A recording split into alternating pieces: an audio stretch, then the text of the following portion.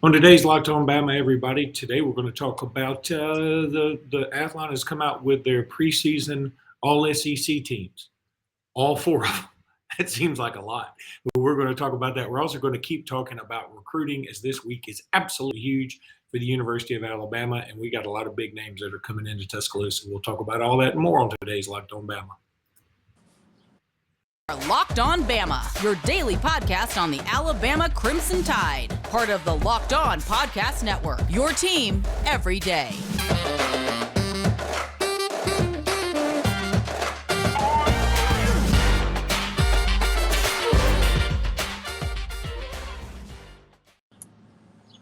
Hey, everybody, welcome back into Locked On Bama. Luke Robinson, that's me. Jimmy Stein, that's him. Jimmy, how are you today? Good. Talking about those summer magazines today. It's special. It's more special to me than most. You know, I'm such a traditionalist. I want to hold that magazine in my hand. And every time I see somebody online take a shot at the magazines and go, you know, those are dinosaurs. I mean, just read the internet. It's got more updated information.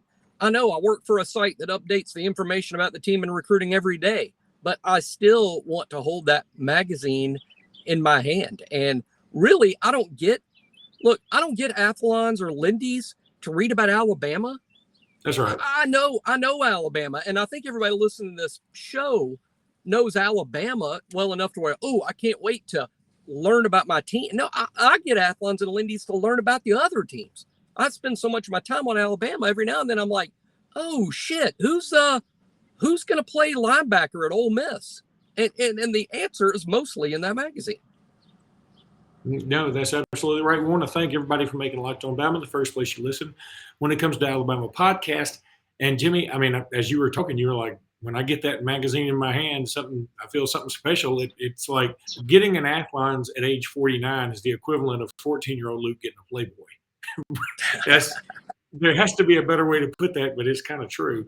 I want to talk first about Athlons. They came out with their all SEC teams, and for some reason, I mean, I don't know why. I know Phil still does this too. Why these magazines feel compelled, unless they are a part of the everybody gets a trophy community, to make 4 all SEC teams. Frankly, I think that's just a little nutty. I mean, first of all, when you get to the 4th team, and the 4th team, the running back is Rocket Sanders of Arkansas and Jabari Small of Tennessee. Those are 2 of the guys that I'm buying Athlons to find out about. I didn't know who they were. And so I feel like it's like throw everybody a bone here and get everybody involved one way or the other.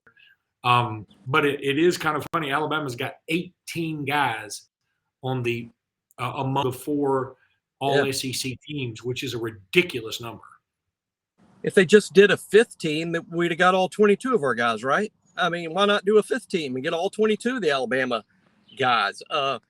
Now, the 4th team is absolutely ridiculous, and frankly, the 3rd team is ridiculous. There should only be a 1st and a 2nd team if we're really serious about football.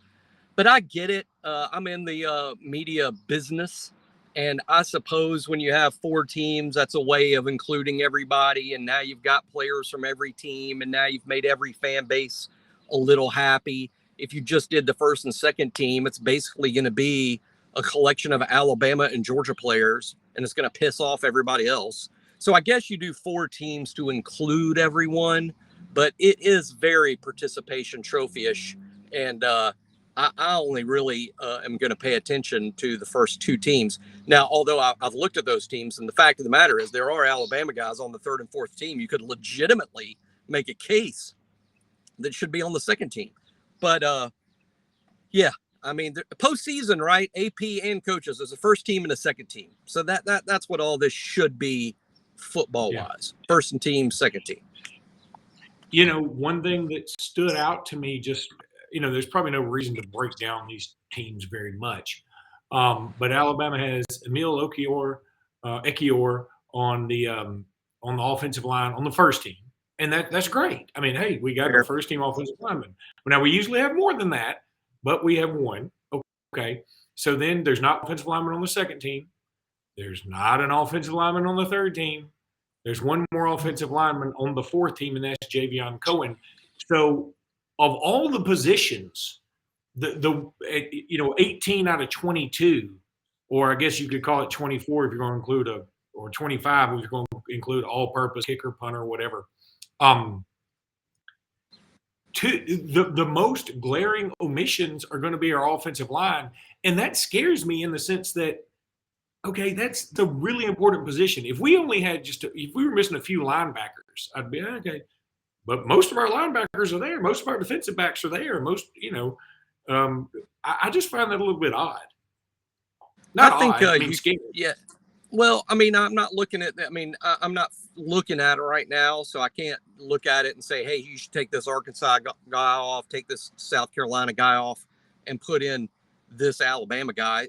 That would be the most accurate way to do it. But I will say that it's fair if Tyler Steen, I think, would be a legitimate candidate to be on the second team. And that's not being biased at Alabama. I say if he had stayed at Vanderbilt, I would be saying the same thing. I think he's a legitimate candidate to be on the second team. And I think that Javion Cohen would be a legitimate candidate to be on the second team. And while I get not including J.C. Latham because he's never started a game, and I'd be uncomfortable putting anybody first through fourth team on for kids who have yet to start. But I do think there's a chance that in the postseason, Latham will play his way on to some postseason all-star teams, I think is realistic. But in terms of who should be on the list, I mean, in terms of how good a player they are, I would go Ekiyor first team, Cohen second team, Steen third team. I think that's very fair. Okay. I mean, I hear you. I guess, again, it's hard for me to say, hey, y'all can't give out all these participation trophies and then throw J.C. Latham or Tyler Steen on there when we just don't know how either one of them's going to do in the Alabama system. But Jimmy, need to go ahead now and tell everybody about Bet Online. Bet Online, y'all know I love it. You love it. We all love it. Bet Online's the best. It's just the absolute best. It's your number one source for all your betting stats and sports info. Find all the latest sports developments, news, and odds, including the NBA championships, the NHL hockey championships, Major League Baseball, and, of course, all the fighting news from MMA and UFC, and also NFL and college football futures. BetOnline is your continued source for all your sporting wagering information, including live betting, esports, and more. Head to the website today or use your mobile device to learn more about the trends in action. BetOnline is where the game starts. Also, Jimmy, need to let everybody know that you can go take our listener survey. It's a favor we're asking of you to go take it. We put together this survey so we can learn more about our listeners like you and make your favorite Locked On podcast even better. This is your opportunity to tell us what you like and what you don't like about Locked On Podcast. Go to lockedonpodcast.com/survey right now to get started. It won't take very long, and everyone that completes a survey can qualify for a chance to win one of 10 $100 Ticketmaster gift cards to take our audience survey. Go to lockedonpodcast.com/survey. Thanks for your help. Yeah, I'm not Jimmy, looking forward to reading that. I'm not looking forward to reading a lot of the comment cards. It's going to be a lot of, yeah, that guy that reads the ads is funny. Why is the other guy so grumpy all the time? I was thinking it's going to be the other way. The guy with the gray hair sure knows what he's talking about. Why do you need the other guy? And I think they're both right, Jimmy. We're both right. I did ask. They came up, the smart guys at On3, that's everyone but me, came up with this great idea to be on all the message boards, to have the expert on the message board, have an ask. So it's like a thread you can always ask the expert, always, that's open all the time. So they taught me into doing it, and today I wrote it, and it's called Ask Jimmy. So it's like anybody on the message board can ask me a question about the team or recruiting or anything that's going on, and then I had to write the preview piece for it, right? So I'm like, ask Jimmy anything, ask Jimmy about, and then I wrote the whole thing, and then I realized I ended it with, oh, and also ask Jimmy why he's referring to himself in the third person. No one told him to do this. No one said it was the right thing to do. No one provided a template. It's just that Jimmy feels, obviously, like if we're going to do an Ask Jimmy thing, he needs to refer to himself in the third person like he's insane. So I doubt it's very popular. Jimmy's getting inquisitive. All right. Jimmy, I want to go through some high school recruiting news. Visitors expecting in today, which is Wednesday, as you're listening, I think. Kelby Collins, Olson Pat Henry. This is a tight end. Everybody knows Kelby Collins, Rivals 100 guy, so I didn't really go in him. Raymond Polito, Wardell Mack, Jaden Spearman, Anquan Fagans, who's a top 2025 guy, also the brother of Michael Fagans, who is signing with Alabama, and Trayvon Fagans. Did I say Michael Fagans? Yeah, I said Michael Fagans. That's a 1996 guy somewhere in there. That's a legit screw up. It is. My bad. Oh, and it's cool. And did you know, I'm not gonna be able to spit the name out because we're not offering the kid as of now. But literally, the Michael Fagans that you're talking about, he's got a kid in the 23 class that's being recruited by a lot of schools. Oh wow, okay. So that was more of a relevant screw up than you knew. It is, and it's also, I mean, my age group probably is more familiar with the Michael Fagans than so.